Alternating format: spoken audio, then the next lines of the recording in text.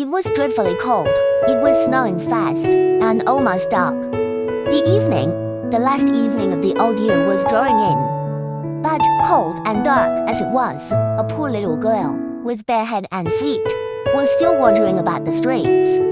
When she left her home she had slippers on, but they were much too large for her. Indeed, probably, they belonged to her mother, and had dropped off her feet whilst she was running very fast across the road, to get out of the way of two carriages.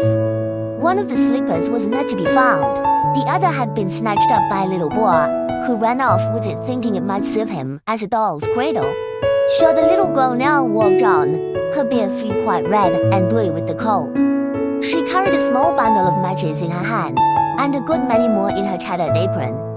No one had bought any of them the livelong day, no one had given her a single penny. Trembling with cold and hunger crept she on, the picture of sorrow.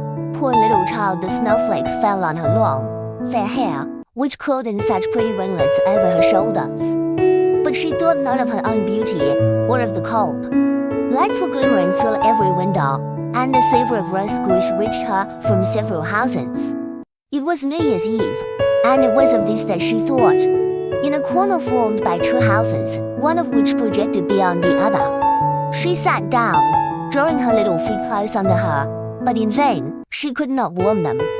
She dared not go home, she had sold no matches, earned not a single penny, and perhaps her father would beat her. Besides, her home was almost as cold as the street. It was an attic. And although the larger of the many chinks in the roof was stopped up with straw and rags, the wind and snow often penetrated through, her hands were nearly dead with cold. One little match from her bundle would warm them. Perhaps, if she dared light it, she drew one out, and struck it against the wall. Bravo!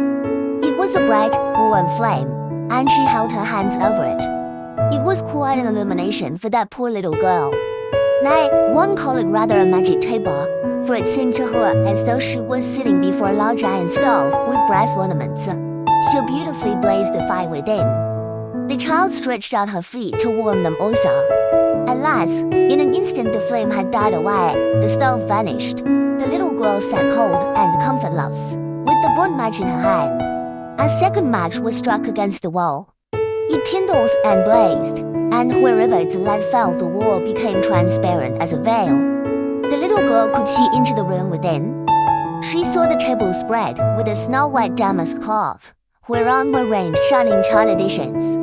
The roast goose stuffed with apples and dry plums stood at one end, smoking hot, and which was pleasantest of all to see. The goose, with knife and fork still in her breast, jumped down from the dish, and waddled along the floor right up to the poor child. The match was burned out, and only the thick, hard wall was beside her.